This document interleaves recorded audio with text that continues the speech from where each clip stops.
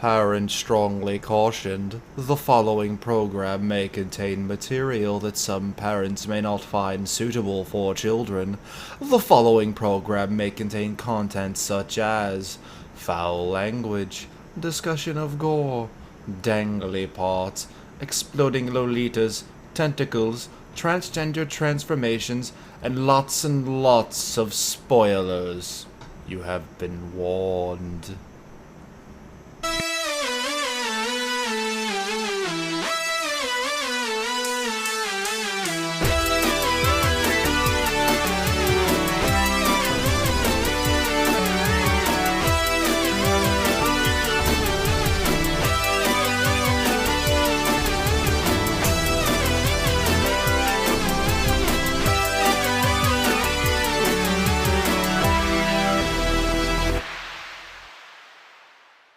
And welcome one and all to Equinimation here on Radio is Magic Entertainment. And welcome to the finale of our big 4-part Godzilla tribute. I am your host with the most, the man with Super Saiyan swagger, the one and only Pony Vegeta. Joining me here tonight is my usual roundup of suspectedly weird co-hosts. First up, we have the half-naked anime reviewing Sentai hero, MangaMan. Konnichiwa, and I have pants this time. Awesome. And then we have our expert on arachnid fornication, Spider Sex. I'm not just half naked this time. Yeah, I like where this is going. And joining us here is a special guest reviewer tonight, a fellow, well, maybe he's big, I don't know, I haven't seen yet, but another big fan of Godzilla, Seven, the eater of number cannibals. The eater of nine. Seven. No, 7, 8, 9. Seven. I'm a pretty huge Godzilla fan. I've seen all the movies. As have we. Yeah, we kinda had to. If you hadn't seen it yet, you have by now. But awesome. How are you guys all doing tonight? How is everyone? I'm hyped as fuck for this. I just got out of that fucking thing. I still got the popcorn. I'm hacked up on 2 things of Pepsi. I saw it with my dad. Say hi, Dad. Yeah. Dad's over there. And I'm hype as fuck, and I'm ready. They say hi, Dad. I'm ready. Let's do this. Let's go. Yeah. Yes, if you haven't figured it out yet, we are now discussing, well, 3 days ago, the new Godzilla came out from Legendary Pictures, and wow. Just, if you haven't seen it, I'm just going to go ahead and tell you right now, guys, holy crap. They nailed it this time. Just gonna go ahead and tell you, they nailed it. They did it, guys! They did it! I mean, so if you just want to stop right now, so if you people just want to leave the audience right now and go to the theaters, I won't blame you. I will not blame you at all. But we're gonna... not shit. We're gonna spend the first half of the show talking about the movie. We're trying our hardest to avoid any spoilers. But once we go hit a music break and come back, be warned, we're gonna spoil everything. So, at that point, if you choose to leave, we have no hard feelings. If you want to leave and come back and listen to the recording later, Which I'll have on my Blip TV page. yes. And Egghead, to answer your question quickly, no. The warning at the start is not pre-recorded. I just do it at the end. It's supposed to be. I keep saying I'm gonna pre-record it, but then I decide to change the ending line every single time I do it, so I just see no point in, recording it. But yeah. Without wasting any more time, because we got started a little bit late, but who wants to start this thing off? Allow me. Go right ahead.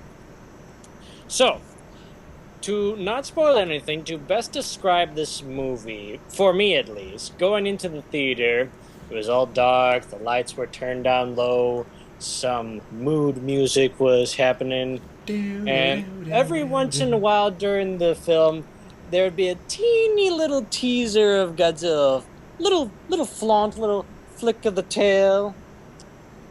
All the while, it always felt like this.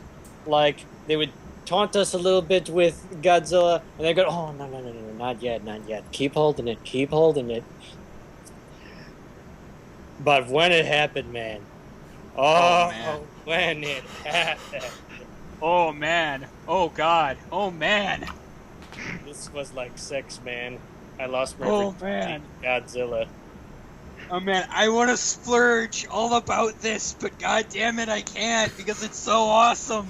And it's a spoiler, and I need to wait like an hour and a half to talk about it. God damn. I don't think we're gonna go like 2 hours like we have the last 3 shows. Not with this one. It's because like trying to avoid spoilers now is gonna be really hard to do. So, yeah. Seven, how about your input on the movie?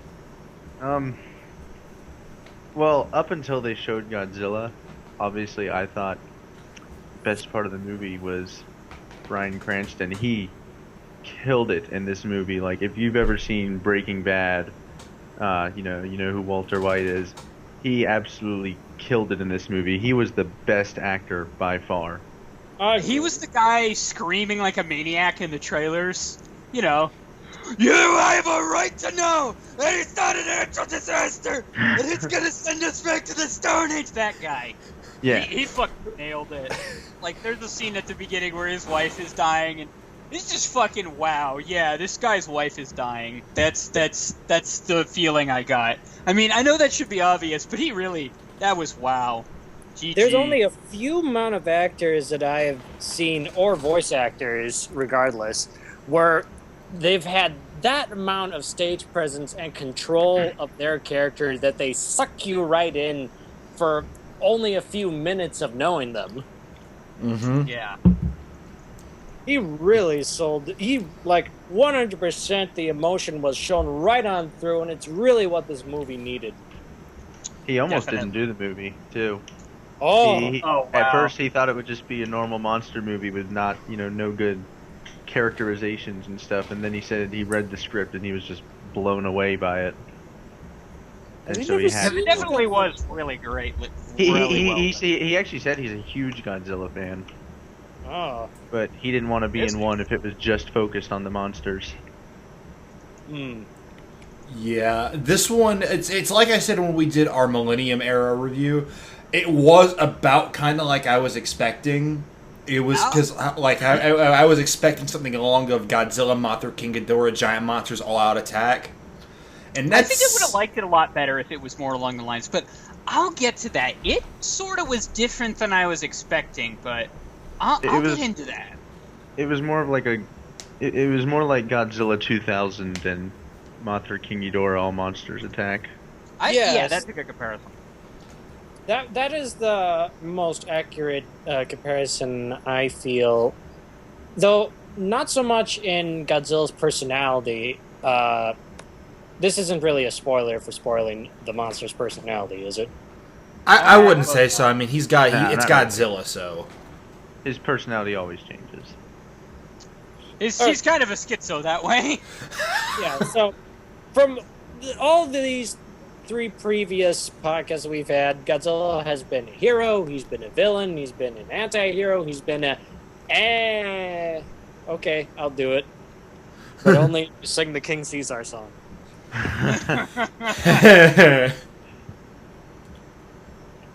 Yeah. I was honestly very disappointed just how... Like, I was honestly disappointed that King Caesar wasn't in it, to be perfectly straight with you. Is that your favorite? I was disappointed Mothra Damn wasn't right. it. Mothra's my favorite, and she wasn't there. My favorite's Baraga. Hedera? Yeah, Baraga. Was that the little Barrack. pug one from Godzilla versus Mothra and King Ghidorah? Yeah. Yeah, the one with the really... Yeah, he's like the little bulldog of the kaiju world. Oh, he's so cute. I love him. Who's your favorite, Veggie? Do you have a favorite kaiju? A favorite? Excluding the king himself, oh, jeez. I don't. There is another king that's kind of cool. There is, and I'm trying not to go with him. I'm trying hard not to just instantly push that way. It's too obvious to say Ghidorah. I mean, granted, Mecha King Ghidorah is freaking awesome looking. Oh man. Or his Kaiser version. Yeah, my favorite version was the Kaiser version. That one that had 4 legs. I also love Batra. Batra is very underrated. I love Batra's design. Batra, is that the one from Godzilla versus Mothra, I think?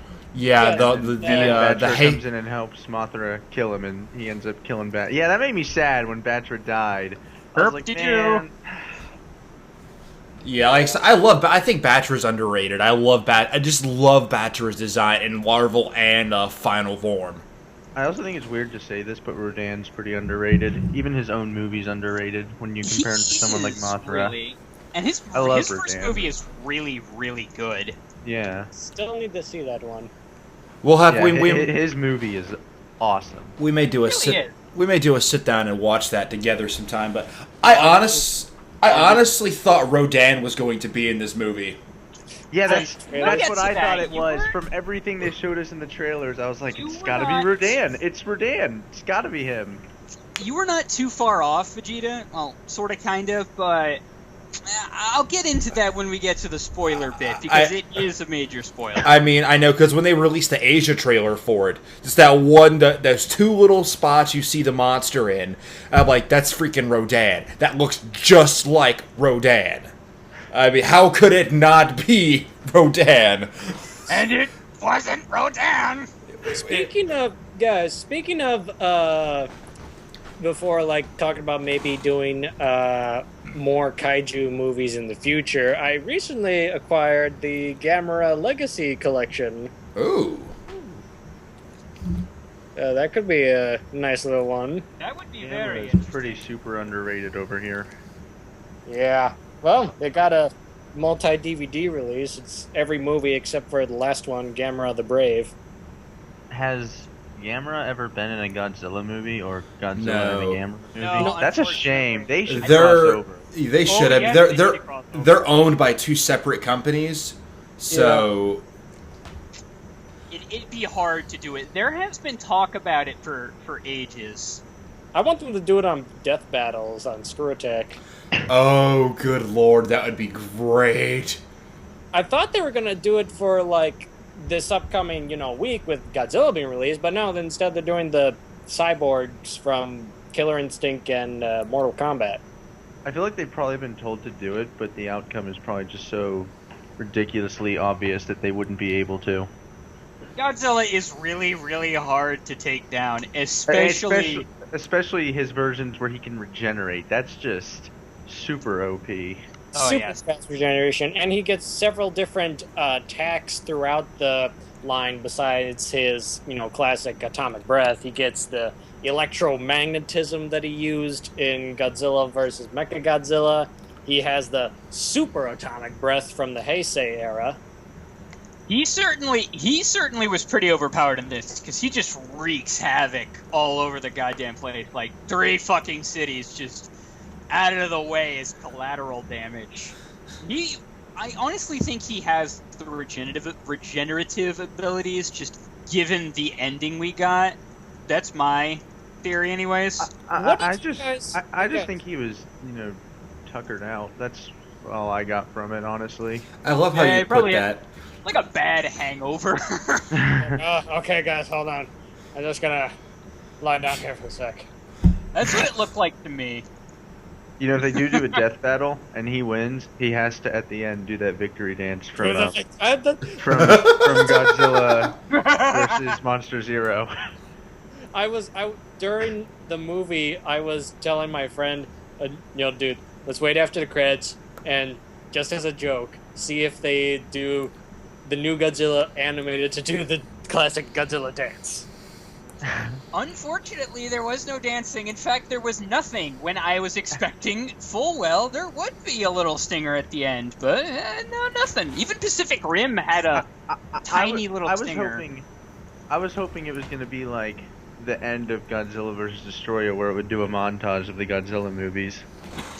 That would have been nice, but again, Toho only lent the licensing to Godzilla himself Yeah. in its films. Which is why they had to use a different monster. But And what, we'll did talk you guys, about him. what did you guys think of Godzilla's new design?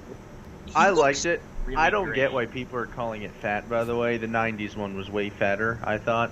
Like, from Yeah, Destroya. Godzilla Supreme. Thunder Like, Thigh. this one, I loved the design on it. They did what the 1998 version should have. They changed it to look more Americanized, if that makes sense, I guess. That makes But sense. they didn't drastically change it too much. They still kept faithful to the original design, and I like that. Overall, with this new design, I did notice that his thighs and his feet, from the few shots that we saw of them, they were like not so thunder thighs as the 90s, but almost They were like like tree trunks. Yeah, They look like more like an elephant's legs. They're a Yeah. lot wider at the base to sort of like even out all the weight. Yeah, Like, because that scene where you see him walking by a building and all you see is his leg, it looks like just a giant tree trunk. yeah. Because there's not really any change in size when it reaches his foot. It's the same, like an elephant. You see little claws at the end of it too. Makes me think that maybe this new one's feet are like that to be kind of like a rudimentary rudder or flipper, if you will. Sounds about right. Because he's shown to be amphibious and move very, very fast. Like he can outrun a destroyer, and those things are supposed to be like very, very It's fast. the battleship, not the kaiju. Yes, Yeah. excuse me. Also, I love the little touch that they added. They gave him gills, actually, in this one. I did not notice that, did they? Actually, yeah, hold on. Actually, in this picture right here, I was just looking for it. You can see them on his neck. There's Huh. it looks like there's 4 Actually- little slits on it. Oh yeah. I knew about Yeah. this a while ago because back when I used to work for Party City, they were selling Godzilla merchandise early on before the movie's release, and I bought myself a cup, and it had and I saw in detail what Godzilla was going to be looking like. It's like, ooh, gills. I like that they put those on him. It makes sense. It does. Yeah, supposedly. I love. This isn't necessarily a spoiler, but I do love that they included the fact from the Heisei era that Godzilla feeds on radiation. That they mentioned this for all the kaiju, that they were supposedly back in the day where there was a lot more radiation on the Earth and fed off of that, but then had to go to the deep sea to feed off of the radiation. I definitely felt they really did a good job with the kaiju origin story here. It definitely felt more, I don't know, realistic, but it felt faithful to the original Godzilla mythos, while at the same time doing something that was sort of a little bit out of the ordinary and sort of a little bit in the realm of fantasy, almost. It It was does seem a little bit fantastical. Yeah, it was a nice little touch that they added, both to fans of the series, but at the same time, they made it so that, okay, I can stretch my mind that far. I mean, it's not like we're going to be stretching so far as to say, 1 minute Godzilla's here, then he goes around the building like, oh, where did the Godzilla go? Oh! Herperdoo. Well, he does do that once or twice, but Yeah, admittedly, it was kind of dark. The thing I do like about the way he moves in this movie, though, is he seems smarter than some of the other, like most of the other Godzilla movies. He'll go around buildings instead of just walking over them and stuff, and he's careful to just only move through the streets, which I liked. That 'Cause it is kind of relates a lot to his nature in the movie, because he's shown to be a lot more he's shown to be almost a protector, or they actually state he's kind of like the equalizer of the kaiju world. He is the alpha predator of the planet. That's what they say he is. So he equalizes things. I was sad they didn't use the line from the trailer that was, that line. Yeah, They kind of did, but it's like for the trailer they had rearranged the way the rearranged the wording of the lines Yeah. to make that, which is kind of a disappointment because that line, the way they did it in the trailer was pretty freaking awesome. Wish they would have, wish that would have been the way the original line actually was. Good job to the editor on that one. They really had some great editing. To be perfectly straight with you. Oh, yeah. Throughout the entire movie from... I love it... Now, this isn't a spoiler, but I love it how near the end of the movie, how the action started happening, like the big monster fight was really starting to go down, but at the same time, we did not, completely get distracted away from the story, or like the side characters, because, Godzilla is the star of the movie. Yeah, well, almost, but we'll get into that. Side characters. Everybody is a side character compared to fucking Godzilla, man. Yeah. No one went to that movie to see Bryan Cranston. They went to see the big man. Which is honestly why I was really surprised. I expected to see a lot more of Godzilla, but instead, like... It was more like the very first movie. It's weird. Yeah. Like, I Go ahead. honestly expected him... I expected a Godzilla movie, but I felt largely... It felt a lot like a disaster movie with Godzilla in it, because it focuses a lot more on the destruction of, holy crap, we have fucking 30-story monsters destroying entire cities and we have no possible way to combat this. Like, a bit what they show, like, in early Pacific Rim. Right, but it wasn't so much... It wasn't... so bad. I do agree with Seven that it definitely felt a lot more like the original Gojira film, where a lot of the side character plot took more precedence, where Godzilla was more like the natural threat. Yeah. Which I think for this first movie, I think that was honestly a good direction to go with it. Because we need to have proper introduction to the monster themselves without it going overboard, and they did that while keeping the human side of things interesting. Again, I think it was a good direction to go for this first one. Maybe now that we've gotten a big introduction, when we eventually get to the sequel, which if you've been paying attention, yes, they're going to do it. We'll probably get more of Godzilla. Are they going to do it? I did. Apparently, it got announced yesterday that this is already under work.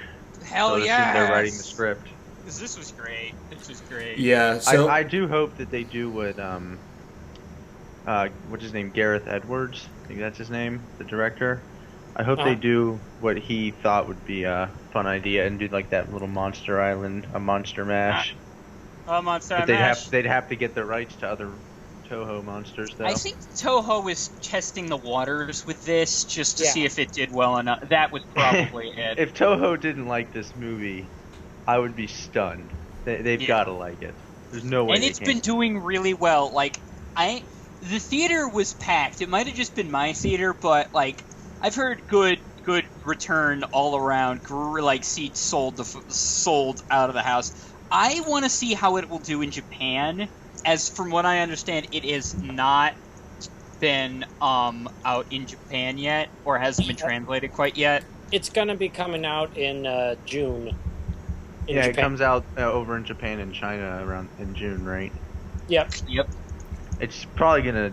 Godzilla's even bigger in Japan than it is here, stunningly so. Well, duh. It's a bit of a cultural icon. Speaking of that, I have, well, not really speaking of that, but I do have a funny story. I was at, the movies with, like, this is way before this, with a Filipino friend of mine, and then a trailer for Godzilla starts playing, and he gets up in the theater, points at the screen, and starts screaming, "Godzilla! Godzilla! Godzilla!" and then he runs out of the fucking theater. That was sweet. That had me in stitches for like 30 minutes.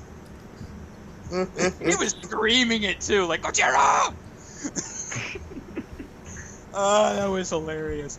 Another funny thing about this was that for some reason, I'm not 100% sure why, but for the X-Men trailer, like the new X-Men movies coming out, there was a song that sounded suspiciously like something from Metal Gear Solid, and I needed to fucking like bolt my knees down and prevent myself from not sneaking around the theater like a retard. And I just thought I'd put that in there because I found that really, really funny. Good You've been times. kind of quiet. What have you thought about the movie without spoiling it? Huh?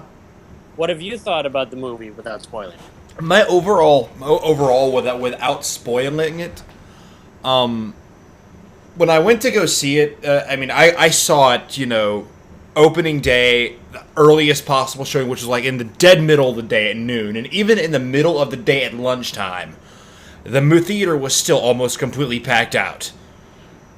And I watched, and because of what we were doing here, I was in straight up review mode. I was watching, nitpicking every little thing about it, watching it, and the only things I could call it on were stuff like you would get from watching Cinema Sins. Yep. They're like really little tiny stupid things that really don't take anything away from it, and I was just still in awe. The movie was just phenomenal, and it was wild. Like I said, we didn't get a whole lot of Godzilla in the movie, but for the first one, this is the direction they needed to go. This is what they needed to do, and I was blown away. Definitely. One thing that I could say, without spoiling it, is this movie definitely knew. Like, as I said at the beginning, this movie is like sex. It teases you a lot, but it draws you in for that succulent little kaiju in the center. Oh yes, you See, nasty little kaiju, you. See, I'm glad you put it like that, because there is once we get into the second half, there is one line I'm gonna use. It's along that to describe one particular scene of the movie, and I think we're thinking about the same scene. You probably know what scene I'm gonna talk about, but I'm gonna put the active nuclear warhead in. Yeah, I can't say it. okay. I mean, yeah. Anyway, Goodness. right. Ha ha ha. One last thing I would like to say about this. NATO and U.S. peacekeeping forces are featured very, very heavily here, and they really nailed it when it came to just like the accurate presentation of the military. They really look like they did this is really well choreographed. They did everything that active military personnel would do in this. Like, there's one scene where one of the monsters is like out on a bridge, and the first thing they do is hit the deck, and they hit the deck, they hit their lights, and they hit their deck, and they just wait completely still, like, active military personnel would do. They use all the right call signs. They just did everything right. I was really surprised about that.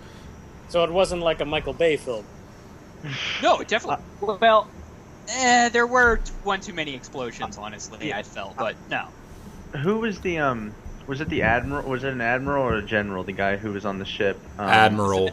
It was his acting was actually pretty good, and no one's really talks about it. But this isn't really a spoiler. But when the one guy takes out his stopwatch and he says it stopped on August 6th, 1945, at 8:15 in the morning, and that guy just looked so shaken, and that's exactly how they would react to that, and that just got to me.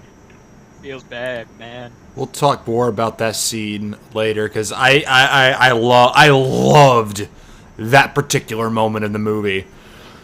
But along with what you were just saying, Spider, I went to go see the movie with my dad. My dad's been a paramedic for almost 30 years, and during one particular scene, when they're talking about there's someone that they're looking at, they're treating someone, and who's dying, and the guy says something talking about a condition that he's got at the moment, and my dad just shakes his head and he's like, he meant to say da da da. I forget what my dad said, but he's like, hey, he meant to say da da da. I forget exactly what it was. My dad called that. I'm like, you're gonna go watch a movie and you're gonna call them out on something really small like that? And he's like, yes, I am. This is about monsters beating the shit out of one another.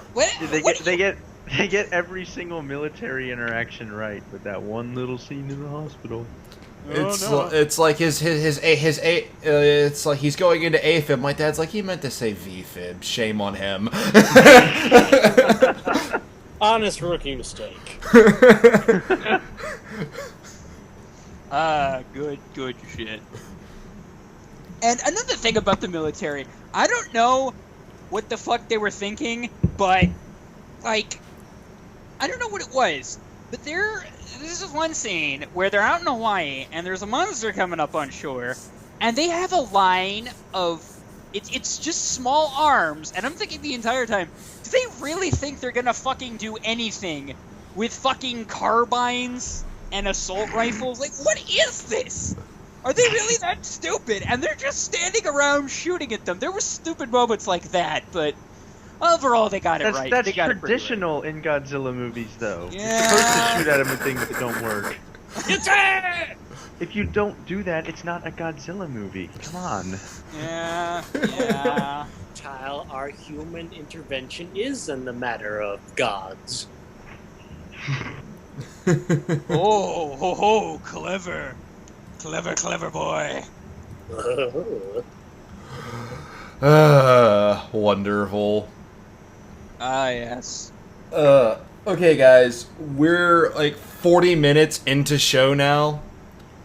Let's take a break. You guys want to take a break and come back and really start diving into this thing?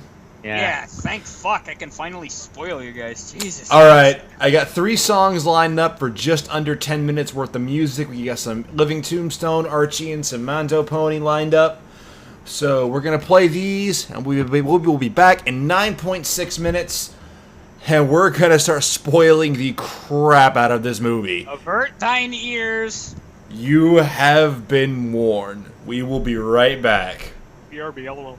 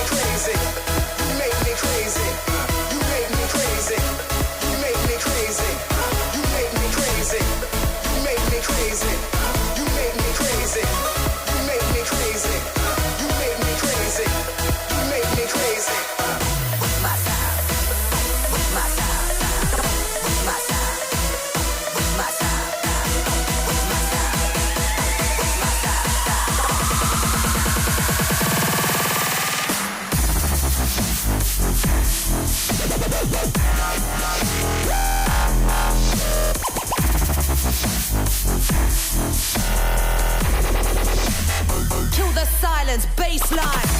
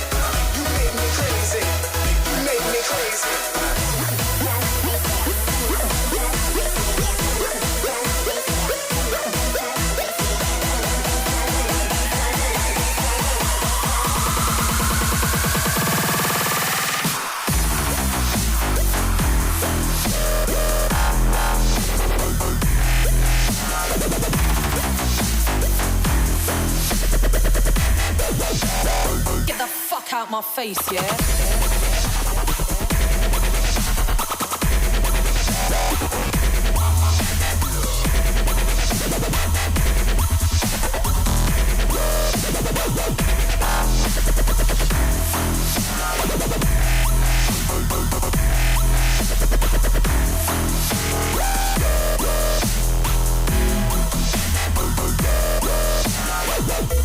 Let the bass kick.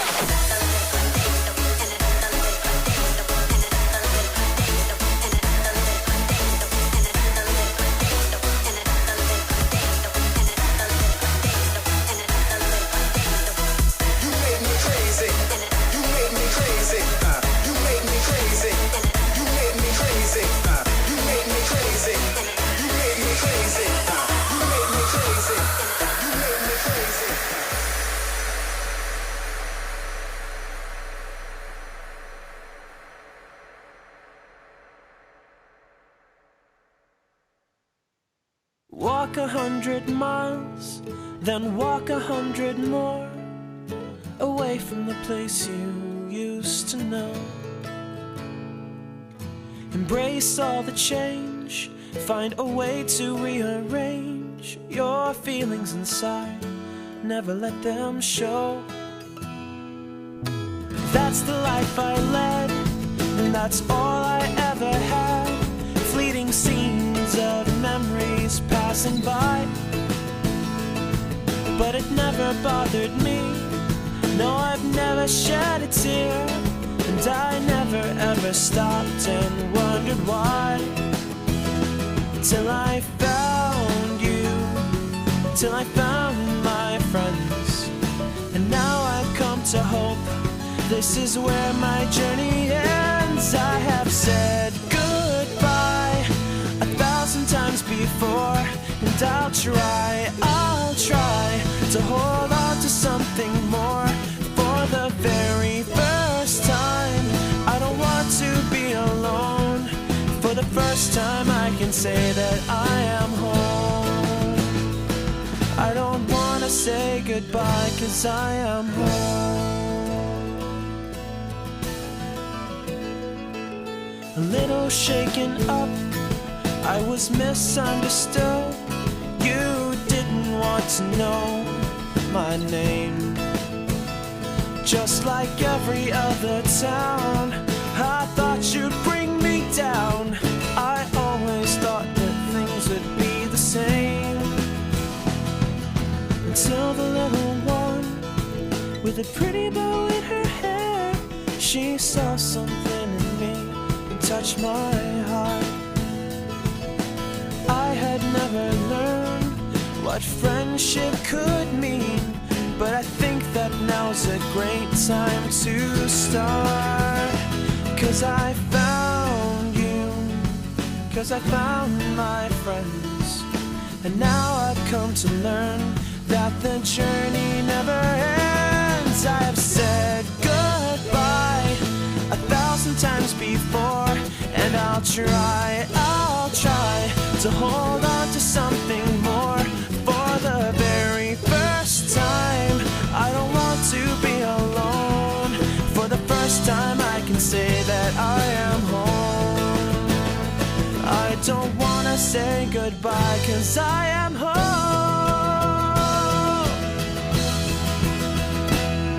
It's amazing to believe in a world where I belong.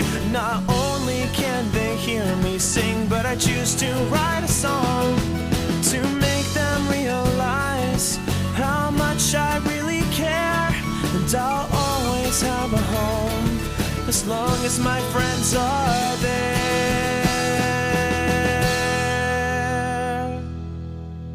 I have said goodbye 1,000 times before, and I'll try to hold on to something more for the very first time. I don't want to be alone. For the first time I can say that I am home. I don't want to say goodbye, I am home.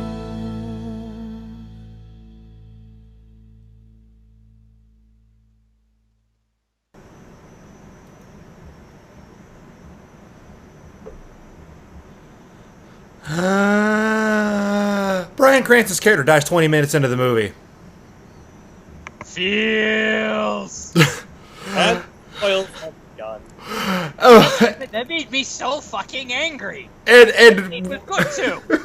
and with that, everyone, the songs you heard in order were Shade Man's stage theme from MangaMan 7, remixed by the Living Tombstone. We then had One More Cupcake by Archie, and we closed out with Home, Zakura's theme by Mondo Pony. And now, as you can tell, the spoilers have started now. And yes, I wasn't kidding. His character dies like 20 minutes into the movie, even though he's billed as being the central human actor in the movie. He dies 20 minutes in. I need to talk about this for a second, because his death really, I feel, put a damper on the other characters as well. Mostly from his son Ford, who... Okay, long story short, at the beginning of the movie, Bryan Cranston's character, Joe, just Joe, works as at a power plant, and all of a sudden these tremors and earthquakes have been happening, causing a mass meltdown of the plant. Well, I'll let Seven get into that a little bit more, but I just wanted to point out the main fact of the character arc of Ford, how he starts off where the wife dies off, Bryan Cranston then gets obsessed with it, stays over in Japan. Yeah, he really just bugs out. Yeah. That hit him hard, because he sees his fucking wife, I'm so sorry, and then he just sees him die here. Well, not really see him, but he's like, the last thing she saw was like the door sliding shut and her last hope of getting out. Ugh. Yeah, it messes the guy up. Mm-hmm. And it messed him up, and it messed up his son too, Ford, because of the father's deception, the son just wants to move on with his life, but there's still that little part of him that he still wants to reconnect with his father. So when his father gets into trouble over in Japan, he decides, I just came back from a military leave, I wanted to spend some time, have sex with my wife, but no, my dad had to go to prison in a Japanese prison. Ugh. Yeah. No sex. So he flies down over there, and the conversation that Ford and his son have, possibly the best interaction between two characters in the entire movie. Because we see, like, Ford's character doesn't get a lot in this movie. He doesn't get a lot to work with, both acting-wise and what the script has given him to say. So to see his reaction to his father, like, telling them about, like, it's all a lie, all these graphs, it's a cover-up, it's a conspiracy. And you could see the hurt feelings behind Ford's eyes, because he wants to be there for his father. He wants to be able to, like, because he even says to his father, like, come back with me. There's a grandson that's been wanting to see his grandfather for a long time now. It's like, you get a little bit of some character development there. And then he goes off and dies. And, like, I thought, like, at the beginning of the movie, like, Ford's character was going to be, that was going to be, like, his character arc story, where he was going to try to reconnect with his father to try to, like, understand him and have a little father and son motif for the movie. But then he dies off, and with Joe's death, that also goes the death of Ford's character arc, because from then on, he just seems like, okay, I need to go from point A to point B and do this and do that. Yeah. Granted, the major driving force was because of his father's death. I do agree with you there. It would have been, I think it probably would have been more interesting if his father would, if Joe would have survived, to see how that kind of arc would have played out. Seeing, right then and there, let's talk about how he died. Seven, do you want to talk about the factory scenes? I actually wanted to talk about the scene where they go back to the city when he, pretty much proves, or when, oh God, what was the son? I know his name was Joe. What was the son's name again? Ford. Yeah, that's a weird name. Yeah, that's a really weird name. Just but like when he first goes over and he frees his dad, and then his dad takes him back to his place. And I gotta say though, the saddest moment in that whole movie was when he started, tearing up and saying he didn't even have a picture of his wife, and that just really got to me. Because could you imagine losing someone and just never getting to see them in any way? Not even as a little memento. The I know. last image he saw was the fucking behind the screen of his wife, just looking at him, was like, take good care of Ford. And then I was so glad he got to see the picture of him and her before he died. Speaking of that picture, later on sorry, this just reminded me, but later on in the movie, when Ford is, like, flying over to San Francisco at the airdrop scene, he, like, took out a picture of out of his pocket, and at first I thought, oh, did he take the picture from his father? But nope, it's a picture of his own family. I mean, I guess it makes sense, because that was his central character thing there after his father died, was that I gotta get back and see my nuclear family. But he should have had a picture of his mom and dad, so, like, do it for them. Finish your mission just for them. Do it for Dad. Do it for Grandpa. They died for it. They died because of it, so... And it would have really tied it back into the beginning part, because they really, like, put on all the emphasis during that shot when Bryan Cranston's character Joe finds the picture in the remains of their house. They definitely dropped the ball on that one. I will agree. I mean, where did Ford get this picture after? Yeah, and then, I do want to say though, the guy who ended up keeping the picture was Serizawa, which, by the way, is amazing that they referenced that name from the first movie, because I'm pretty sure Serizawa was the guy who ended up sacrificing himself in Gojira, correct? Yeah. Yes. Yeah. I love that they referenced that. That was really awesome. But why did he keep the picture? He's creepy. I'm really sad that Dr. Serizawa wasn't really utilized this much in the movie. He was just kind of like, no, let Godzilla handle it. Let Godzilla fight them. He'll kick their asses. And then no one believes him. No one believes the Japanese guy with Godzilla. All right. Of course the Japanese guy would know to let Godzilla handle it. Fucking scrubs. He is an expert in this field, and you're just completely disregarding him. What the fuck? He's Japanese, for Christ's sake, guys. His line, though, that wasn't completely finished in the trailer, but The one is that the arrogance of man is thinking that nature is in our control, when really it's the other way around. That was all we got in the trailer, but the way they finished it in the movie, that was pretty freaking epic. Yeah. He says that, then says, "Let them fight." Let them fight. It was pretty sweet. Like, and speaking of the monsters themselves, they are sweet looking. And by the way, there's 2 of them. Just spoilers, you know. Yeah, well, they had mentioned that beforehand, that there was going to be 2 monsters in the movie. And you can almost tell from the trailers, from the little snippet shots, like, from the trailers, like, I saw the big giant claw thingy, and I thought, okay, back when we thought it was Rodan, okay, that is not Rodan. Yeah, I thought the giant chrysalis thing was going to be Godzilla himself, but that would have been weird. That would have been strange, certainly. But so yeah, let's talk about the new monsters. Okay, pretty the new monsters are called the Mutos. Yes, there are 2 of them. The first monster that appears is a winged male Muto that appears out of the chrysalis. And then he really does look an awful lot like Rodan, like, you know, from the side.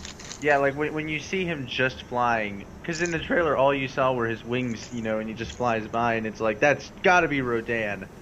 And then it wasn't. It was like Rodan mixed with Predator mixed with the alien. I thought he looked really good, honestly. I did. I loved the male Muto's design. It reminded me of. What's that? He reminded me of Megagyrus. Oh, yeah. Now that you mention it, yeah, that does make a lot of sense. They're both very insectoid-like creatures. Both of them can fly, granted. Actually, yeah, I'm looking at the pictures, and it's like, they are stunningly similar. I mean, like, little Americanized, with a little bit of Cloverfield monster thrown in there. Definitely. Yeah, that's, you know what a lot of people criticized it, saying it was too much like that, but I mean, Americans aren't as creative as the Japanese when it comes to making monsters. Obviously. All you have to do is look at something like King Caesar. We wouldn't be able to come up with that. It's a giant fucking baboon, monkey, gorilla, cat thing. Jesus, guys. Well, don't forget about, you know, Pacific Rim. They had a lot of creative kaiju The director designs. for that, it was Spanish, They did. though. But the director was Spanish. Guillermo del Toro, wasn't it? Yep. I the love Spanish it, man. Cool guy. Yeah. Yeah, but just look at some of the Japanese monsters, like Gigan. He's one of my favorites, and he's Gigan. just such a creative monster. Yeah, And then Gigan I just felt my only complaint with this movie was that I felt that these monsters lacked that creativity. They just seemed there was only like one aspect to them. It was just that they were these big black creatures that walked on bent up legs, and all they wanted to do. The whole goal was, the whole goal was for them to breed, for him to fertilize her eggs. These kaiju are definitely more animalistic, where, as we talked about before, Godzilla was a lot smarter in this movie than in some of his other films. The rival monsters, the Mutos, are definitely a lot more animalistic in their nature. They definitely do... they're basically like the animal kingdom. They're giant insectoid-like creatures. The male is smaller than the female. I did find it weird that it was the male that flew and the female did not. Usually, you know what they look like to me, though? They didn't look like insects too much to me. They look like Chiroptera. Chiroptera? Bats. Oh. He mentions that, like, the whole echolocation. There's even a big plaster of a bat that says, this kind of sounds an awful lot like bat's echolocation. So an insectoid bat creature. Yeah. When you were talking about Godzilla being smarter, by the way, the only thing you need to know about how smart he was he was dormant at the bottom of the ocean, but he was still listening. And as soon as he heard the mating call from that female or the male, he was just like, "Oh, gotta get to work." I'm listening to you, fuck. And he knew what he had to do. That was the freaking dinner bell ringing right there. Let's talk about that, actually. What do you guys think? Do you think Godzilla was going based off of instinct, or do you think the movie makers were deliberately picturing him more as a heroic figure in this movie? I think I think it was instinct, but he was smarter. it looked a little bit, a bit of both, honestly, because Godzilla's nature is largely mysterious. All we get is that he's sort of the alpha predator or the equalizer, and we don't get a whole lot more beyond that. But what really tipped me off to the fact that he really does feel like just a genuine good guy here is that, like, as Sven said, he tries to avoid structures. He definitely has... Like, he definitely realizes humans live here. I probably shouldn't crush them. Shouldn't smash this stuff because I might crush them. Yeah, and he would go under battleships and stuff instead of through them. And the whole thing that makes me think it was just instinct-based is he only had one thing on his mind. And he was gonna... He didn't want to waste any time getting there. He wasn't gonna needlessly kill any humans. He wanted to get right to those monsters and fucking annihilate them. And keep them from destroying the planet. There's also a few other things that tip me off. Like, there's a scene on the Golden Gate Bridge where Jory or Jeffy or Ford's... I don't know how Jeffy got in my head. Or Ford's son is in a school bus. And, like, they're out on the bridge. And Godzilla almost looks like he's trying to protect them from the stray missiles that they fire at them, because they're not in a straight line. When all the waves and ripples just send them flying all over the place, and they can't really get a good shot off. And he honestly looks like he's trying to defend the people on the pier. It feels, to me, like, I definitely get the vibe that he was a good guy, but his nature is largely ambiguous, if you ask me. I feel like, I don't think he, like, you know, in his lizard mind was, like, consciously thinking about, like, whether the humans were safe or not. As far as, like, him avoiding buildings and whatnot, I think that's mostly to do with animal nature. Like, you hear the phrase bull in a china shop, and you think, oh, you get a big animal like that in a small little china shop, it's going to wreak havoc. But actually, Mythbusters proved that bulls will more likely than not try to avoid the china, you know, sets and shelving units as much as possible. Huh. So I think it's more of a natural instinct because, you know, like, if you're a big animal or whatnot, you don't want to needless, and you're on the hunt, essentially. You're on the hunt, you're trying to conserve energy. You're not going to waste your time and energy smashing through buildings. Exactly. That's a good point. I don't think he was actively trying to protect the children and stuff on the bridge. It's just that he didn't really have a necessity to just walk straight through the bridge. Yeah, he wanted to go under it or around it. He didn't, because there was no need to walk through it and just take some damage himself. And frankly, it was the military's fault for corralling him there.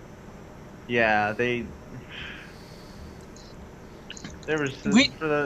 as good as I thought the military's plan was with their nuke, they did some dumb crap. Yeah. Speaking of that plan, basically, what was their plan again? They were going to, since the other two fed on radiation and Godzilla was, you know, following them, they were gonna lure them out into the ocean with a nuclear warhead, one that's like they said, it makes the one from Hiroshima look like a little pin dropping on the ground, pretty much. And they were gonna lure them out there and then detonate it. Oh yes. I do like how whenever they discussed that plan, the woman whose like name we never really got, who was with Serizawa the whole time. Yeah. And she's British or some shit. I do like how we make fun in other movies when they make a plan like this. We make fun of that they're going to kill the monster that feeds on radiation with radiation. I love the fact that she said something about that. Yeah, that's like, these creatures feed on radiation, and you're the general goes, you have a fucking better idea what we're gonna fucking kill them with? I mean, here's the dumbest thing about their plan, though. We're gonna lure them out into the ocean with this warhead. And then it completely backfires, and it just lures them to the warhead while it's still on land, and it's like, really? You didn't see this coming at all? Their plan literally derailed, and they didn't see it coming. That was so obviously gonna happen. We should mention that the monsters, the Mutos, have a special ability that they emit electromagnetic pulses, which completely wipe out all the surrounding technology and electronics in the area, which is why they had to put an analog clock inside this nuke in order for... You know, Yeah, in order for like them to arm it and then lure the Muto out, and then at a specific time it blows up along with the Muto. Aye. Mm-hmm. But because of that, and because of the Muto's electro stomps, that they had this nail-biting scene where they had to try to get the nuke back after the Muto stole it.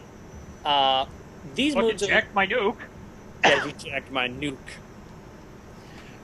These Mutos are definitely on a very primal type state. They're focused on is just, reproducing. Though it was interesting in a creature sort of sense to see that the male, after he done his business, and thank God they didn't show that scene. Ugh. I don't They think. did Well, I show mean, it wouldn't have one been thing anything that because was a little bit- it would have just been like fish, where the eggs are laid by the, girl, and then they get fertilized. That's it. Oh no, I no! still would not like to have seen that. We see those eggs inside a pouch or some sort on the female's body. I'm just gonna put the active nuclear warhead in my vagina. Tingly. That was kind of the weirdest part of the movie. She just sort of stuffs it in there. When those, the scene, by the way, near the end of the movie, where he attracts her back, which is going to lead into what you wanted to talk about, Veggie. He attracts her back by destroying all the eggs at once, or all the hatchlings. Did that remind anyone else of like I don't want to bring it up because it shouldn't be called a Godzilla movie, but the '98 Godzilla with all the eggs at the end? That's what I was. Because thinking. I felt like that was a little nod to that movie, honestly. Probably. Which in itself was the nod to fucking Jurassic Park. Yeah. Well, even more so that would be a nod to Alien, if anything. Jesus Christ, I can't tell who's watching who anymore. I do definitely agree because, when I saw that scene and the mother instinctively acting in that piercing roar of frustration, and then when she looks up and she sees Ford, and I was hyperventilating. Oh shit, man! Oh shit! Oh shit! Oh shit! You're dead! You're so dead! And then, Veggie, you should mention what happens next because you wanted to talk about it. Oh, okay. So here it is.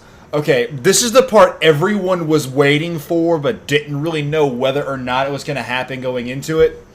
So this whole time, both Mutos are double teaming Godzilla, and it honestly looks like they've got the upper hand. I mean, they've got both of them beat down. They've got him beat down. His balls in a vice grip at that point. He is. Then the big mother, she gets distracted. They start to walk off, thinking they've beaten him. He's down for the count. Then off in the background, you see the trail up his tail all the way up to his head. You see the telltale blue light. His spines are starting to light up. And at this exact moment, every Godzilla fan, man, woman, and child in the world all got a boner at this exact moment. Just period. I do want to talk about that scene. That really threw me off, though, because when you see the blue light, you see... As the blue light starts, everyone turns back towards it, and you think, oh, that's his mouth, he's lowered down, he's gonna shoot her. And then it's not his mouth. And it's... Because the way they did it in this one was really cool. They had the blue start down at the very bottom of the tail, and then rise all the way up to his head before he used it. And it looks so cool in this. Yeah. It looks like fire! It looks like... And then the first time he uses it, though... The first time he uses it, he doesn't kill her, obviously. That would have been such an anticlimactic ending. The way he killed her, oh my god. Can I go ahead and say, because this is can I go ahead and say, because this is my favorite Godzilla moment ever. Not yet, because he kills the male first, and he hasn't killed it by this point. Again, how he kills the male is pretty freaking cool too, because smacks him into a fucking building. He sees the male coming. He's like, "All right, I know you're coming for me this time. I'm not having it this time." And he turns around, and he just slams that fucker into a building with his tail and just crushes him, and he's done. Like impales him on several thick steel beams through the head, through everything, and you see him like struggle for a moment and then just stop. And actually, I'm gonna have to change my mind on saddest scene, because after that, the building falls down on him, and it switches the camera view over to Ford, and you see Godzilla. He just looks so sad, and he just stares into Ford's eyes, and then he just collapses, and you're like, oh no, he's down for the count. I want to talk about that scene right there that you're talking about. How they do it is like as the building collapses on top of like Godzilla, there's like a whole bunch of bellowing debris of smoke. Yeah. And like Ford looks back and like the smoke clears for a split second, and like he sees like Godzilla like face down on the ground, and Godzilla looking up at him, and they have like a little bro heart-to-heart moment there for a second. And then slowly the smoke envelops Godzilla's face, and it's almost like he's gone. Godzilla had really amazing eyes in this, I gotta say. That's what really tipped me off, that he was human, and that he really had a soul underneath all 20 tons of that flesh. Yeah. Well, they were just going off of what the Toho Godzilla was like. They gave Godzilla his goldenrod-tinned iris eyes. Which I love. Really great. They did go a different direction with his snout in this, though. They actually had his, which is something we didn't mention. In most Godzilla movies, his nose, the nostrils are right next to each other, like on a human or, a gorilla's face. But in this one, they were on opposite sides of his face, like an actual lizard.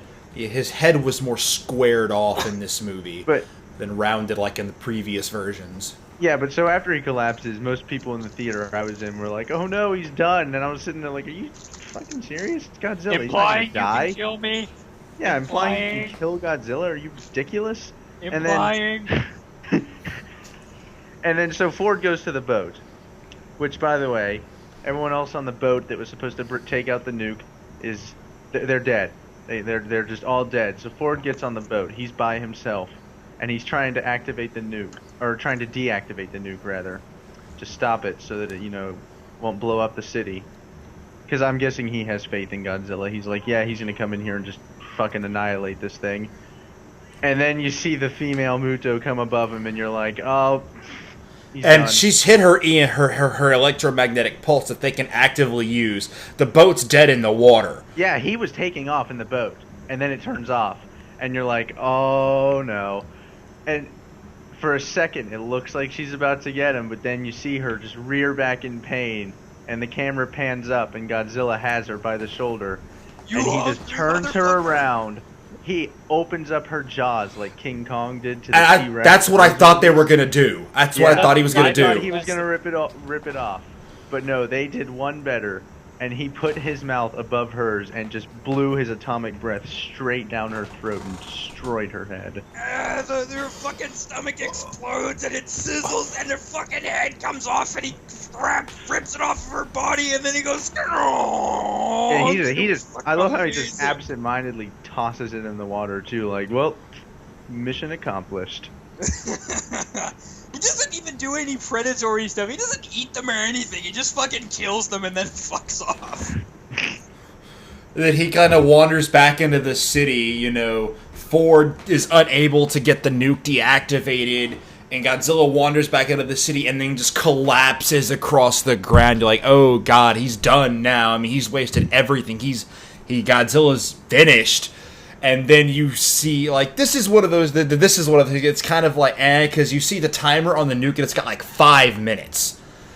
And somehow or another, Ford is like collapsed on the boat, unconscious, and somehow within those 5 minutes, a helicopter is able to airlift him out and get away safely. Well, duh, it's not just a Godzilla movie, it's an action movie. You gotta have the cliche way for the, last guy to survive. Yeah, man. Conveniently found by the helicopter. He's gotta get back to his nuclear family.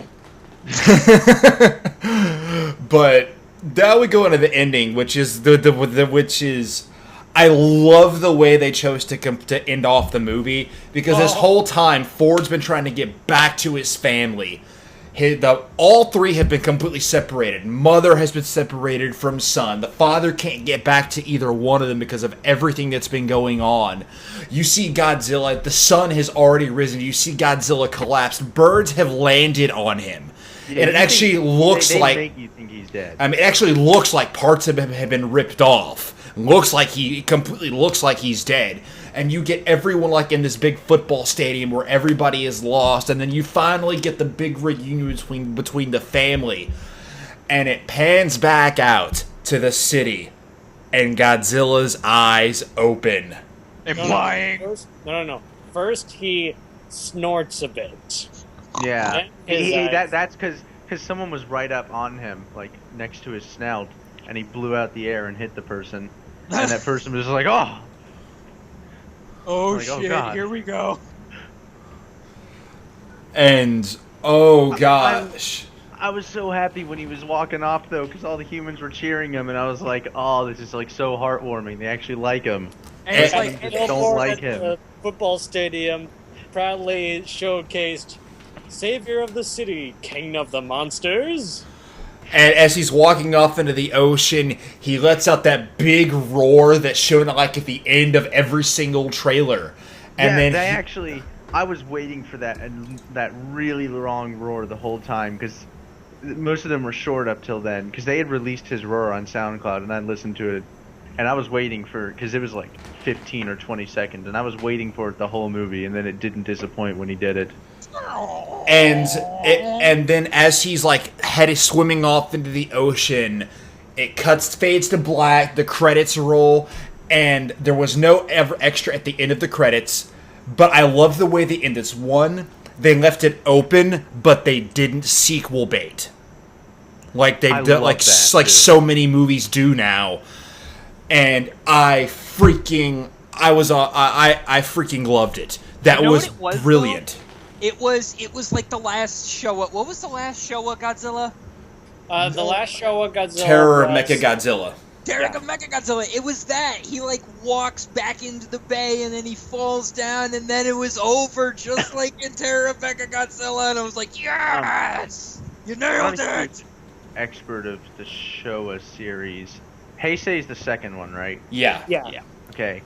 Terror of Mechagodzilla is where they make Mechagodzilla from the original Godzilla's bones, right? No, that is Godzilla. That's actually that would Mechagodzilla. be from the Millennium series then, wouldn't it? No. Yeah. Yeah, that's Godzilla against Mechagodzilla. Okay, because I can never, because there's like 4 Mechagodzilla movies, and 2 of them are both called Godzilla versus Mechagodzilla, and it's just ridiculous. Yeah. Yeah, Terror of Mechagodzilla is the last movie of the Showa era, and it's like it and Godzilla versus Mechagodzilla were the last two, because the Terror was the one that featured Titanosaurus. Yeah, it was more Yeah. of a Titanosaurus movie than a Mechagodzilla movie. To be perfectly straight with you. Yes.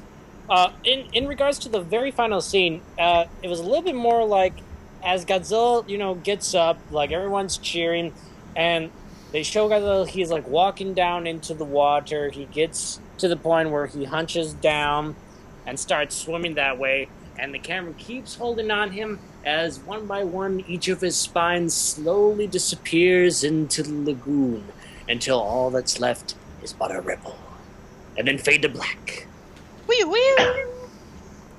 Oh man. I would have liked to have heard the classic Godzilla march, though. They did not play that. They did not play the dawn. I kind of liked it. I kind of liked that they didn't though. I loved when that movie was opening and it was going through the little it was showing the 50 scene where they try to nuke Godzilla and it does nothing to him, like diddly dick. And then it's just playing the music there, that Godzilla theme. I thought that was a really good theme, and a lot of people didn't like that one. It reminded me of the Peter Jackson King Kong remake, where it just sounded old, even though it's not. I hear you. I guess it's just nostalgia for me that I would have liked to have seen what they would have done with the Godzilla march. Definitely. It would have been nice if in there they had it like in the background of the theme though, like just you could faintly hear it, I guess. I wouldn't have minded if it was even a ringtone on a cell phone. Sort of like what they did in Final Fantasy VII Advent Children. What the hell is that music coming from? At the theater you guys went to, by the way, did they have any like special deals when you bought Godzilla tickets? It was IMAX, I guess. 3D IMAX. Yeah, That counts for something. There was an outdoor theater one of Godzilla that I was going to go to, but several of my friends went to ASIN that day, so I just, didn't make much sense just to go with 3 people to an outdoor theater. Yeah. At ours, they did the really cool thing. They actually, if you went to see the movie on Friday when it came out at the theaters, like right next to my house, they would give you a code to download the soundtrack, and I still have that, and I need to download it. Damn it. Like, yeah, for free. Dude. What one thing I have seen pictures go around from an IMAX theater. I forget. I don't know which one it was. I don't know where it was at, but it was advertising Godzilla like on release day, and it said Godzilla in IMAX 3D on this date, now with 100% less Matthew Broderick.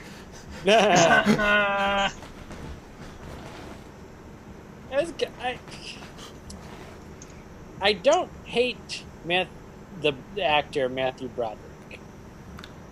I hate the screenwriter. Oh, Roland Emmerich? Yeah, he was an ass face. Yeah. I don't like him. Matthew was just doing what he had to do with the stuff that was Have you ever seen what they were originally going to do with that movie?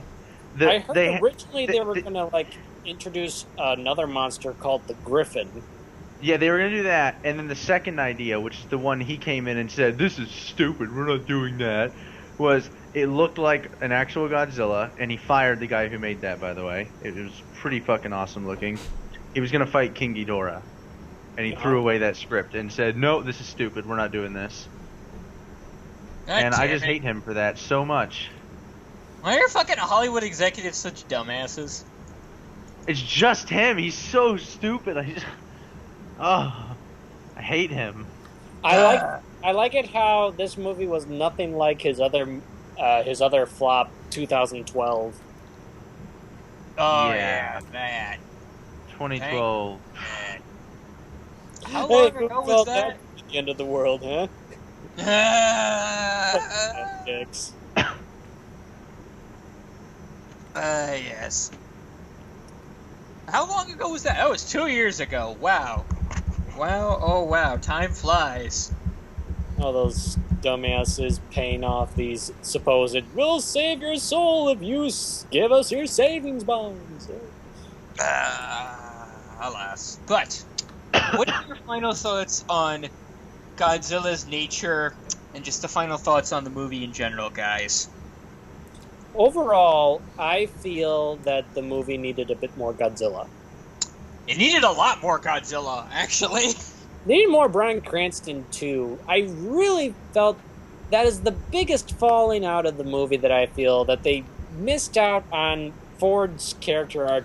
It looked like he was going to have a, interesting kind of, dual relationship between his father. But as soon as the father died, then it's like, oh, motivation over. Go rescue your nuclear family, soldier. You go get him. Personally, this is probably one of my favorite incarnations of Godzilla in general, because there's this one scene near the end of the movie where they're about to engage the Muto, and Godzilla comes up behind them, and you don't quite see him. You just see him obscured in the clouds, and you see his tail sort of swooshing over everything, and it's the middle of Chinatown. And then you finally see him, and he finally comes out of the mist, and you finally fucking see him in his entirety. And that's when it dawns on you. You're not just dealing with fucking collateral damage Godzilla. You're not just dealing with King of the Monsters Godzilla. You're not just dealing with Force of Nature Godzilla. You are dealing with the most powerful being to ever walk the earth right in front of you. And that was just palpable. And then he just starts smashing shit left and right, and the whole finale happens, and it was amazing. Ah, yes.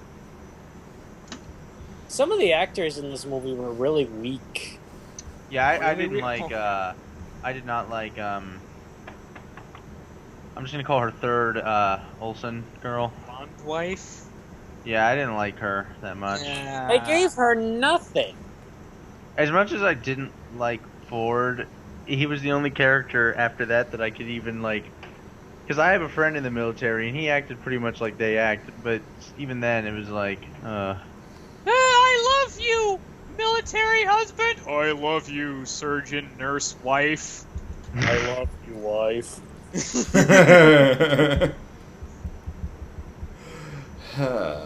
Yeah, these actors, like, I wish they would have done more with Dr. Shirazawa, would have done more with Bryan Cranston's character, and I'm sorry, but Ford and his family were real deadweights. I yeah. thought Ford himself was alright. Just like He was okay. He was okay. Yeah. I started saying, oh my god, I'm so worried about my husband. Oh god, everybody's dying left and right. Now here, honey, you just go on the bus with mommy's friend who just conveniently showed up in the last 5 minutes. Whoa, this black person drives across an active military personnel field, endangering dozens and possibly ruining an entire military operation. It'll be okay, son. I love you! That was just, I know the guy driving the bus was scared and needed to get the kids out of here, but come on, you could have fucking killed, you didn't know what was going on. You could have potentially messed up an entire military operation that would have saved San Francisco in the blood of thousands, not just thousands, billions, an entire metropolitan area would have been on your hands. I've had way too much Pepsi. You know what? I think they needed a little bit more of that recklessness. Yeah. I think it would have been interesting to see, the dark side of human nature in Honestly, terms of crisis. As much as I didn't like that scene, it really did make it feel very, very... There was a sense of urgency and panic going throughout, the whole thing. Because, there's people running around, oh god, you're messing up everything, what are you doing? It's like a whole chain reaction going down, and it really does feel very panicky and cramped, and, oh god, what are we gonna do now, sort of feeling. You feel me? Especially Yeah. during the Hawaii scene. When Oh my god. the first Muto arrived, and, the first kind of mock fight. There was one scene where Ford gets on a train, and this Japanese kid or Asian-looking kid. Generic Asian-looking kid number 1. That's what he was credited as, I think. It was just Asian child. So Short Round was very interested in... Data. And, What? get separated from his parents, and it's like, oh, don't worry. And Ford was saying don't worry, I'll watch over him. And I was just thinking to myself, wait a minute, Ford, you lived in Japan for a good part of your life there. If these people were Japanese, why didn't you say anything in Japanese to them? What if they don't know English? What if the kid doesn't know English? I was thinking that exact same thing. I was thinking that too, but in his defense, they really don't look Japanese. I've spent time in Japan. I do kind of know what they look like. They're a lot paler, especially in central Hokkaido and the mainland Japan. These guys look more like Filipinos, Indonesians. I don't know. I don't think they were Japanese. Would have been on vacation in Hawaii and gotten a tan. Lol. I think Asians tan very well. Yeah, they're like Irish. Right. Well, it's 8:30. So, one last thing I want to say about this movie is Godzilla's actual form. We finally get to see all of him for the first time in Hawaii. I will say, holy crap! Y5. Oh my god. Because we actually do get to see this exact scene in the trailer of the movie, specifically in the Asia trailer, because it's that scene you can see it's night out, but you see everything's on fire at the same time with that slow pan from the ground up, and as soon as it gets to his head, he does the big roar and it shifts scene.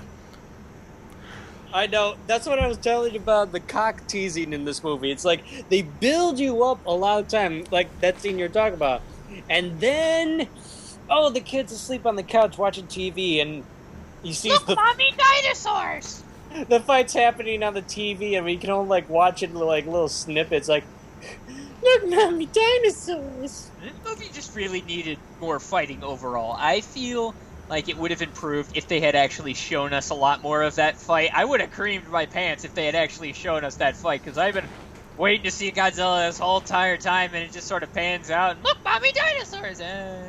Maybe it'll be in the special edition. Maybe. There probably were some deleted scenes. I'd imagine so, feel because it was like pretty long. It It was feels pretty like long, so yeah. I didn't feel the movie wasn't like too long, but I did feel like there was a lot of stuff cut out. Yeah, definitely. DVD release, people. Wait for it. Oh, yes. I'm getting that the day it comes out. Are you kidding? No I'm kidding. getting it on DVD and Blu-ray. I'm gonna wait a little bit because usually they like hold back on a couple of stuff. You're gonna get like a Fair special enough. edition. Yeah, Fucking So I'm not- casual. I'm not gonna wait for like the 1 year anniversary of the DVD's release or anything like that. Yeah. Platinum edition. I don't want to get it on Blu-ray though, just because I don't have a Blu-ray player in my room, so I'd have I no. do. It's called my PS3. Hi-oh. Hi-oh. I've been starting to go Blu-ray mostly not because of the video quality, but mostly because most of the time Blu-rays will have more content than the DVD counterparts. Usually, yeah. And that's usually what I go for, the more behind-the-scenes stuff. Fair enough. Bison Wolf on DVD. If they do have a version that has Blu-ray and Blu-ray, DVD, I'll definitely get that. If it comes with a Definitely. combo. Mm-hmm. It'll be expensive, yeah. Because then I'll have one I could personally watch on my 360, and then one I could watch downstairs on our Blu-ray player. Nice! Yeah. And with that, everyone, that is show. Thank you guys for tuning in tonight. Hope you guys have enjoyed the finale to our big Godzilla tribute. Yeah. We- Our Godzilla-sized Godzilla tribute, you mean? Yeah, Godzilla size, because I mean, 4 shows on the exact same topic, that's a pretty big deal. And considering the first 3 were 2 hours long each, yeah. But that's not all, friends. I No. have something for you, and it's equally as big. Coming next month. That's right, guys. Starting in June, we have 3 shows in June. And we have another big set of shows, not of the exact same topic, but all following in the same genre. We're going back to our anime reviews. And Spider, what are we calling next month? Giant Robot June. That's right, nothing but mecha genre anime all next month. And starting off in 2 weeks, we're starting off our reviews with oh god. Ragnar Resistance. My most hated anime ever. Period. Why did I let you guys talk me into this? Child's Play. We'll What's it let called? you We're starting off on June, I believe it's June the 2nd, or June 2nd or June 3rd. No, not, I believe it's the first or 2nd. We're starting off with Dragonaut The Resonance. You don't like that? No, it is my most hated anime ever. And, yeah, we're starting off with that. We got 3 big shows. Oh, God. I'm only half... It'll be a good one. It's gonna be a good show, because MangaMan has watched it, and he likes it. Shame on you. I don't see really any problem with the anime. Is it good? No. Is it bad? No. I'm I mean, probably I just gonna mean- watch it and enjoy the tits. I mean, if I can dislike really popular stuff, he can like Things you guys don't like. I'm gonna spend that hour and a half convincing him of how bad it is. But thank you guys for tuning in. Catch us in 2 weeks where we start off Giant Robot June. Peace out and see you then.